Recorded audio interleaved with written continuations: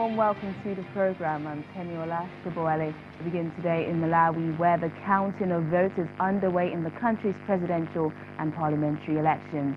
The country's electoral commission says it has started receiving results from more than 5,000 polling stations across the country. This is the first time the results are being transmitted electronically to the National Tally Centre.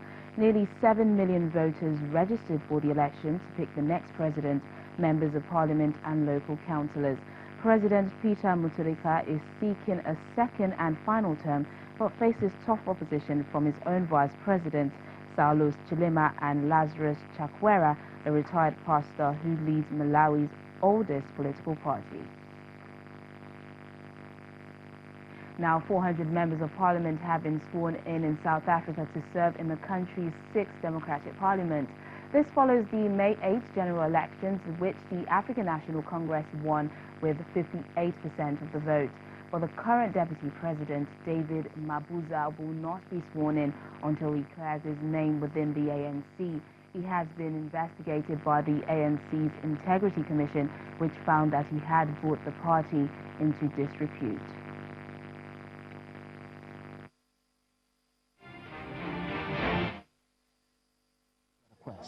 That his swearing in today be postponed to a later date, given some of the issues that are being dealt with internally in the party, such as the Integrity Commission report. And it's important to do so because you must remember this is not the first time where a member of parliament designate makes such a request. Both in the 5th and the 4th administration, there were members who were sworn in later because of one reason or another. So it's not an incident which is extraordinary. But we are dealing with the issue internally. He wants to be given time to deal with those issues arising out of the Integrity Commission, which to us is very important. People who are implicated or there are serious allegations that are facing them.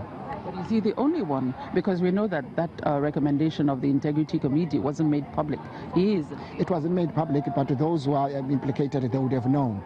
So even all of us in the ANC, we don't know who else is in the Integrity Commission because it has not been presented to the National Executive Committee. But if you are on the report, you would know because they would have spoken to you. And we don't want to unleash mob injustice to everybody on the basis of one decision by one individual. I think people will follow their own conscience as he has done. Timing may be irrelevant in this regard, and I think we must allow people time to process thoughts, and I think the Deputy President allowed himself time, and I think he came to a determination that, look, for the integrity of the African National Congress, the reputation of the ANC, may be better for me actually to postpone this swearing in, perhaps at a later date where I'm clearing my mind, his mind now, about issues that he thinks that may have put his organization into disrepute. Let's get more on this from our South Africa Bureau Chief, Betty Dibia. Hello, Betty. Thank you for joining us on the program. So tell us, how did today's inauguration go? The day we had was the part of the election of the Speaker of the National Assembly. We had 2 nominations, one from the ANC and another from the DA. But the nominee from the ANC won with 250 votes against 83 for the member of the Democratic Alliance, and it's gone well so far. I would say the president is now a sitting president as well as the president-elect because he was elected unopposed. I don't know if that expression is right, but he's the president-elect at the moment, and people are giving goodwill messages. That's what's happening in Parliament right now. We'll soon get to the point where he will speak. But that's how it's gone. Of course, the issue of the Deputy President, Mr. Didi Mabuza, or David Mabuza, was clouding over everything. We got the reactions of some of the opposition parties, as well as you heard Zizi Kodwa there, who is the head of the presidency in the ANC.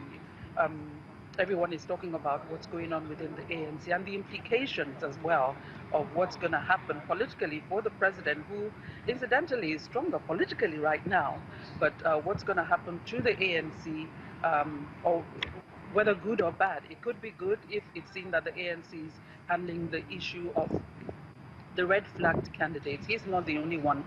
There's some others who, they're over a dozen. So where we are, the proceedings within the parliament is almost coming to an end. We're expecting the president to speak.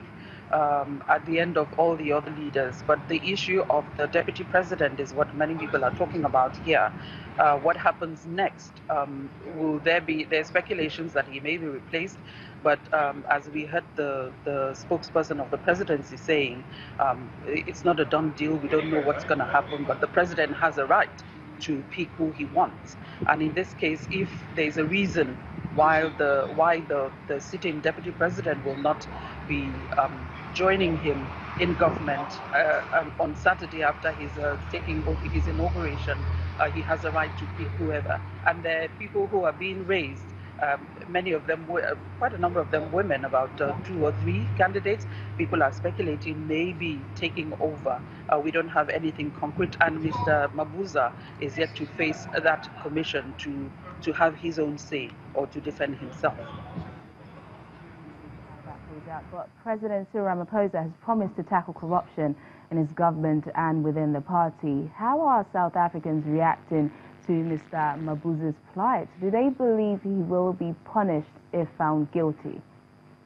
Well, people are hoping, not just Mr. Mabuza now, the many others who have been pointed out within the ANC, and indeed any other party, but ANC is the ruling party, so they're being judged at the moment.